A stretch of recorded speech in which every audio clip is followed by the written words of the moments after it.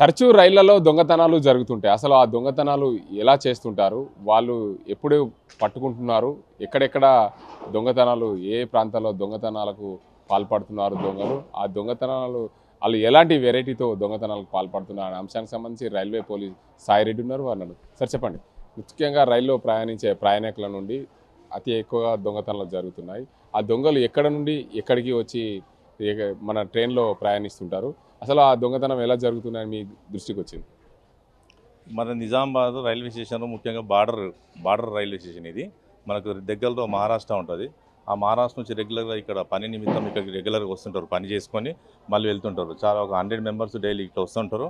మళ్ళీ ఇక్కడ పని ముగించుకొని అక్కడ వెళ్తూ ఉంటారు. అది ప్రయాణికులు ఏదైతే ఉంటారో వీళ్ళు వాళ్ళ యొక్క ఆభరణాలు వాళ్ళు కరెక్ట్గా చూసుకోకపోవడం వల్ల దాన్ని గమనించేసి వాళ్ళు స్నాచింగ్ చేయడము, బ్యాగులలో పెట్టుకున్న వస్తువులని దొంగిలించడము. అంటే ప్రయాణికులు నైట్ టైంలలో వాళ్ళు పడుకుంటున్నారు, ఆ బ్యాగులు పైన పెట్టేసి మళ్ళీ సీట్ కింద పెట్టేసి పడుకుంటున్నారు. దాన్ని అదనుగా తీసుకొని వాళ్ళు అదే పని మీద దొంగతనం చేసుకొని వెళ్ళిపోతున్నారు. అట్లాగే ఈ రైలు ఎప్పుడైతే రైల్వే స్టేషన్లో ఆగి మళ్ళీ స్లో మూమెంట్ స్టార్ట్ అవుతుందో అప్పుడు స్నాచింగ్స్ జరుగుతుంది. మెడలో ఉన్న ఆ బంగారు చైన్స్ లాగేస్తూ ఉంటారు. అట్లనే ఫోన్స్ కూడా డోర్ల దగ్గర ఉన్నప్పుడు, దగ్గర ఉన్నప్పుడు, వాష్ బేసిన్ దగ్గర ఉన్నప్పుడు ఆ ఫోన్లు లాక్కొని పోవడం జరుగుతుంటుంది. అందుకని మా తరఫున చెప్పేదంటే రైలు మూమెంట్ అయ్యేటప్పుడు మాత్రమే మీరు ఏదైనా వర్క్ ఉంటే అక్కడ లోపల చేసుకోవాలి. ఆగినప్పుడు స్లో మూమెంట్లో మాత్రం మీరు అక్కడ వాష్రూమ్ దగ్గర రావడము, డోర్ దగ్గర నిల్చోవడము, డోర్ దగ్గర ఫోన్లు మాట్లాడడము, విండో దగ్గర కూడా ఫోన్లు మాట్లాడడము. అట్లాగే ఈ ఏవైతే రైలు కిటికీలు ఉంటాయో ఆ కిటికీల వద్ద కూడా ఈ లేడీస్ కూర్చొని అశ్రద్ధగా ఉంటారు. వాళ్ళ మెడలో ఉన్న బంగారు చైన్ని బయట నుంచి లాక్కొని వెళ్తుంటారు. మరి నేను ఈ ముఖ్యంగా ప్రయాణికులందరికీ తెలియజేది ఏంటంటే, మీరు వెళ్ళేటప్పుడు ఈ బంగారు చైన్, మంగళసూత్రం మెడలో వేసుకున్నప్పుడు మాత్రం మీరు దాన్ని కవర్ చేసుకోండి, కనిపించకుండా కవర్ చేసుకుంటే బాగుంటుంది. అట్లాగే మీ అమౌంట్ కూడా బ్యాగులలో పెట్టుకోకుండా మరి మీరు జాగ్రత్త పెట్టుకోండి. ఈ రోజులలో అన్నీ వస్తున్నాయి కాబట్టి ఫోన్పే, గూగుల్ పే అన్నీ ఉన్నాయి. మరి అవన్నీ ఉండగా కూడా మీరు ఎక్కువ అమౌంట్ని దాన్ని తీసుకొని వెళ్తున్నారు కాబట్టి నష్టం జరుగుతున్నది. మరి అక్కడక్కడ దొంగతనాలు జరుగుతున్నాయి. మేము వాళ్ళని పట్టుకొని వాళ్ళని డిమాండ్ కూడా చేస్తున్నాము.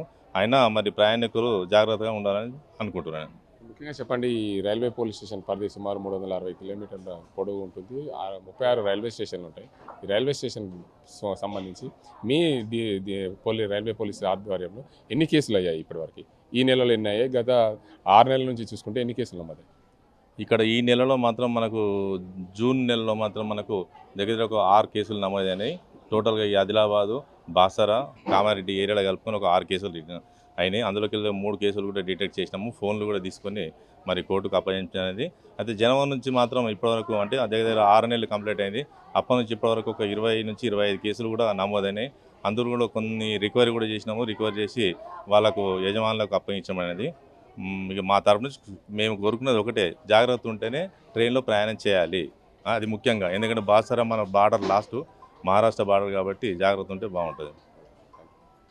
మొత్తంగా చూసుకోవచ్చు, రైళ్ళే ప్రయాణించే ప్రయాణికులు అజాగ్రత్త వల్లనే దొంగతనాలు జరుగుతున్నాయి. ఎందుకంటే రైలు స్లో మూమెంట్ ఉన్నప్పుడే దొంగతనాలు ఎక్కువగా చేస్తుంటారు. మనది మహారాష్ట్ర పక్కనే ఉంది కాబట్టి మహారాష్ట్ర నుండి రోజు వందల సంఖ్యలో వలస కూలీలు ఇక్కడికి వస్తుంటారు. ఆ కూలీలు వస్తున్న క్రమంలో అత్యధికంగా, అంటే వాళ్ళు దొంగలని కాదు కానీ ఖచ్చితంగా అందులో ఎవరో ఒకరు దొంగతనం చేయడానికి అలాంటి బుద్ధి కలిగి ఉంటారు. కాబట్టి ఖచ్చితంగా డబ్బు కోసమో దేనికోసమో వాళ్ళు దొంగతనాలు చేస్తూ ఉంటారు. తరచూ బంగారు ఆభరణాలు కూడా దొంగతనానికి పాల్పడుతున్న నేపథ్యంలో ప్రయాణికులు పూర్తిగా జాగ్రత్తగా ఉండాలి. ఎందుకంటే రైలు స్లో మూమెంట్ వెళ్ళినప్పుడే దొంగతనాలు అత్యధికంగా జరుగుతున్నాయి.